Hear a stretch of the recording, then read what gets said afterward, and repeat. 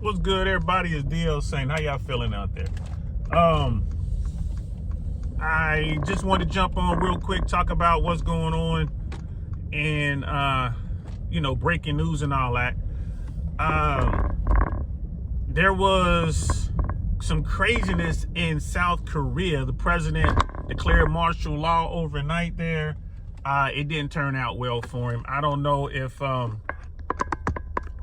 people are still trying to figure out what's going on, but I am not up on South Korean politics, right?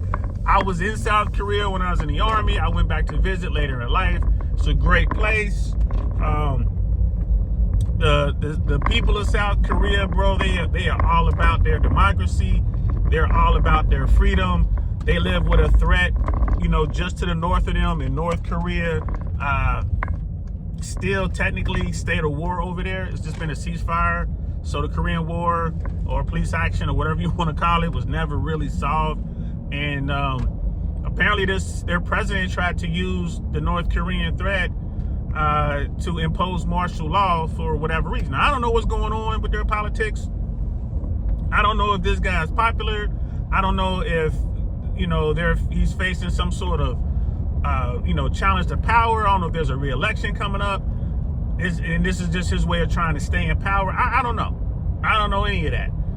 But to just declare martial law in the middle of the night where you figure most of the population is asleep and they're just going to wake up, there's going to be soldiers everywhere and they can't go or do and meet up and do stuff, sounds like an attempt to grab power to me, and it failed. The people of South Korea went out right away.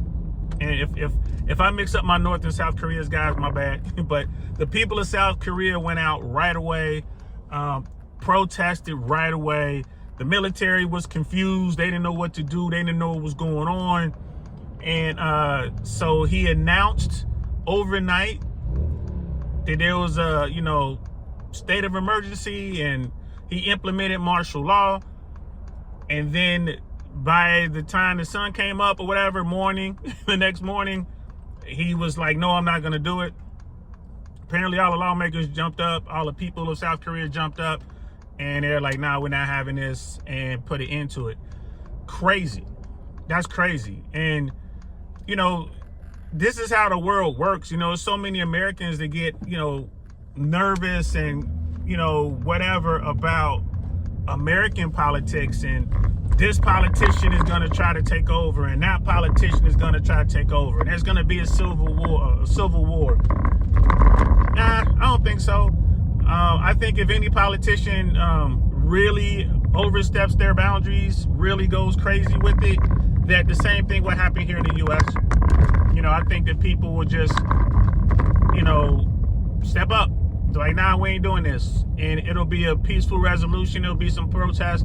I don't see people going to get their weapons and going crazy with it. But that's just an example. Looks like you had a South Korean leader trying to run some sort of play, a power play, and the people of South Korea stopped it. So shout out to them. Shout out to the South Koreans, man. They did their thing, man. I ain't mad at them. So that was that. And then here, in New York, early this morning, I think it was, or maybe it was last night. I think it was early this morning. A gunman shot and deleted a CEO in the healthcare field. I forget which firm, but he's like a big CEO. Gunman took him out, and they're currently looking for the gunman. This is a breaking story. The information is all coming in. Apparently the guy saw his target, his intended victim, approached from behind, fired 7 rounds, scored 2 hits, like one in the chest again from behind, and then one in the calf or somewhere in the leg. And his victim did pass away from the injuries, and they're looking for this guy. Now, when I first heard the story, I didn't have much in the way of details. They just, there's video, there's cameras everywhere, of course, and there are pictures out there. This guy kind of dressed in black with a face mask on, wearing a gray backpack, and, he's like firing. And then the guy jumps on an e-bike, goes into Central Park, and that's where the trail went cold, and they're trying to find the guy. So, and now, all they were saying is like, it was like one shot to the chest. And I'm thinking, wow, that's a pro. But then I sat down, I thought about it, I'm like, well, there would have been 3 shots. Right? Because you're trained, tight group, 3 shots, a tight shot grouping. That's how most people train. And then I got more information. I heard it was like 7 shots, and the guy approached from behind and all this other kind of stuff. Like, nah, that's not a pro. This is just someone who's really upset. This is probably someone who lost a family member or a loved one or something like that because they couldn't get coverage for their health care or whatever. There's someone very upset, disgruntled. And that's, that kind of makes sense to me. You look at corporate America. How is corporate America making money? Well, they make money by cutting back on everything. So healthcare, you've been paying for your healthcare, and all of a sudden you don't get coverage for something that comes up, and then you lose someone that's close to you. Who are you going to take it out on? You're going to take it out on that company. That type of violence, I think it's sad, but I understand why people do it. Then you look what's going on down here in Florida with these hurricanes, and people having to fight their insurance companies to get their claims. These people pay every month. They have coverage, and then they need the money, and then somebody from the company comes and points out the fine print and says, well, we don't pay if it's water. We don't pay if it's wind. Like, what? It's storm damage. Storms in Florida means a lot of water, a lot of wind. So people lose their homes. They get stressed out. They become financially ruined.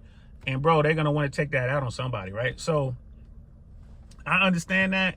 And I hope we don't see more of it, but I wouldn't be surprised if we do. America, although like they'll tell you the economy is great and, Wall Street is booming and whatever they tell you, but the average everyday American is really struggling out here. Like, folks who don't have it, or it's a struggle day to day. Don't take my word for it. Look at the defaults. Look at all the debt that's out there. Look at the people who are unable to pay their debts now. Look at what people are paying for cars and who can't afford their cars, who can't afford rent, who can't afford their loans. All that's out there, guys. So, prayers go out to the man, the victim in that attack. I hope they find the shooter. They probably will. This person sounds like an amateur at best, doesn't sound like a pro. I'm pretty sure they'll find this person. You can't just go out and do stuff like this, people. You can't just go grab your pistol because you're mad and take, justice into your own hands. And then people are like, well, what do we do? Because they're criminals and they're taking advantage of us. We can't even take them to court. And if we do take them to court, we lose. I know. It sucks. It sucks. I don't have the answer, but don't go grab your pistols. That's all I can say. Don't go grab your pistols. So, yeah, that's just a quick update. We'll be on tonight. I Really Want to Know podcast, 5 o'clock Eastern time. We're going to be talking about red pill stuff. We're going to be talking about why Bill Maher never got married. We're going to be talking about the effects of hookup culture on women, young women in particular. And we're going to be talking about how men are finally getting the message and not spending a ton of money on first dates.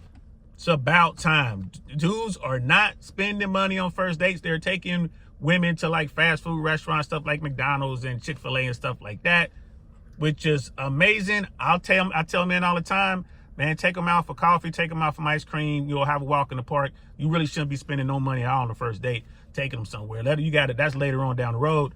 And it looks like the message is getting out there, man. So we're going to be talking about that today, 5 p.m. Eastern Standard Time. I Really Want to Know podcast. Hopefully I'll see you there. Peace.